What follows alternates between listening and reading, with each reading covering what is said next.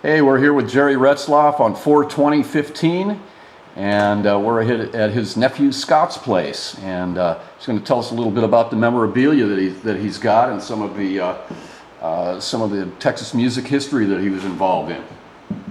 Okay. So what do you got here, Jerry? Tell us about the Funseekers Club.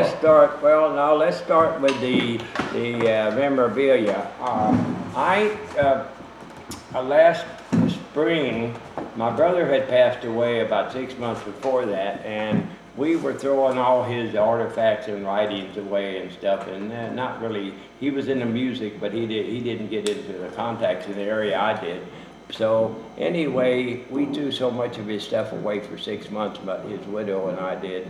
And I said, boy, I got to do something with 12 boxes of memorabilia that I saved for 32 years, but almost all of it's from 72 to 83 from the Austin music scene and the Texas music scene afterwards.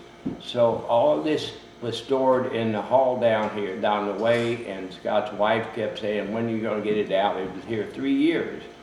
So I decided, well, I got to do something. So about 2 years ago, John Spong, senior editor from Texas Monthly, gave me a call and said that Ray Benson said John was doing an article on Austin music scene, and that Ray Benson told him that if you were going to do anything on the Austin music scene, that you had to talk to Jerry Retzloff, which was Lone Star back then.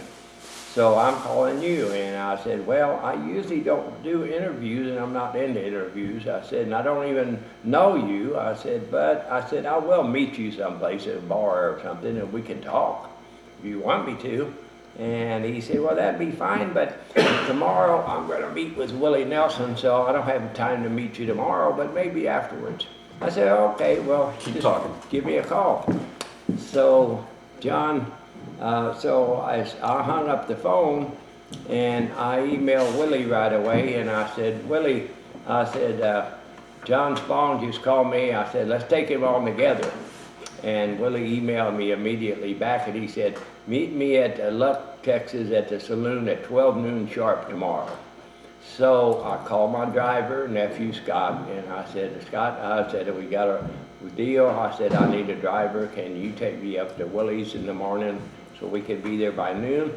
And he said, no, I'm busy. No, wait a minute. I can get off. Oh, okay, yes, I'm going to take you. So anyway, he picked me up, and we met with John there, and we interviewed with John Willie and I did for probably 30 minutes, and John left, and Willie ended up talking for 2 hours. His wife was shopping, and he ended up talking with me about 2 hours, talking, just wanting to chat and telling me his whole background of music, starting from when he first started, with all the clubs he played and the radio stations he worked and the people he met, and how he, which I saw him do over the years, would play the people by changing the tempo, and how many times he had changed Johnny Bush's Whiskey River, the tempo of it, to meet the different audience crowds, and how he watched them starting off country, wanting to get more into the rock area, into the more pick up the tempo type music. So that's why he brought the tempo up. And that's why he played the people the way he did. And I would watch him do that from the stage, as I watched other genius, good musicians, and they would play them not to themselves and not to the song, but they played to the audience. And they gave that ambiance off from the singer, the picker, to the audience by looking at different people and smiling and playing to them.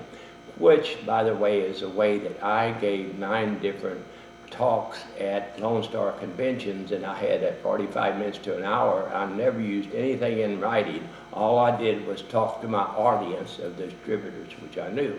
But that's what Willie did, and that's what he was telling me. But anyway, back to the memorabilia. So this is 2 years and a half later or so, and I called John up, and I said, John, I got all this memorabilia, and I'm concerned because I said, I don't have time going through memories in boxes is a tough job. I said it took me a half a year to go through half a box, and I just can't do it.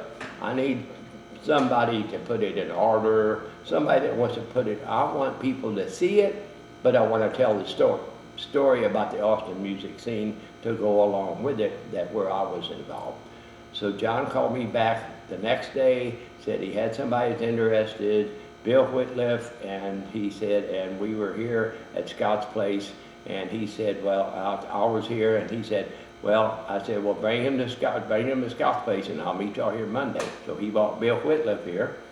Bill came, said, okay, I got to be back in Austin an hour and a half. We each got 30 minutes.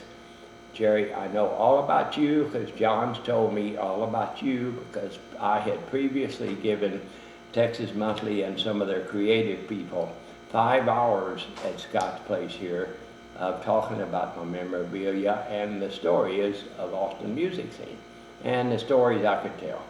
So that's why Bill Wittliff came down, and he said, Jerry, okay, he said, what's your story? I said, okay, Bill, mine's not going to take long. I said, there's 3 points. I said, number one, I said, I got 12 boxes of stuff, memorabilia, everything from backstage passes to rolling papers from Charlie Daniels' bunch, and from his truckers, and all kind of different little.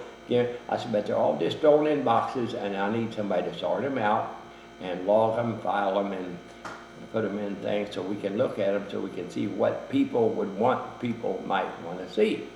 And I said, I want somebody to log those. I said, number two, I said, I don't want any money, I don't want any fame, I don't want any glory, I don't want my picture in the paper. I've got enough friends already, and if I get any more, they're going to have to take a number, because too many friends cause stress, and I didn't want any more friends. And I said, the third thing was, I want to tell my story. And Bill looked at me and he said, Jerry, let's shake hands, you're on all 3. He said, we'll pick your stuff up next week, we'll have it logged and cataloged and everything else, and then we will show it, and then I will work on, I have 50% of the money, and I have to go to University of Texas Press and see if they can get some more, and we will think about doing a coffee table book about your story and your short stories to go along with it. So that's the way that memorabilia. Yeah, every picture tells a story, you know. Every You have picture. all these He photos. wanted pictures with the story. Yes, sir. That's why he wanted that. Awesome. Let me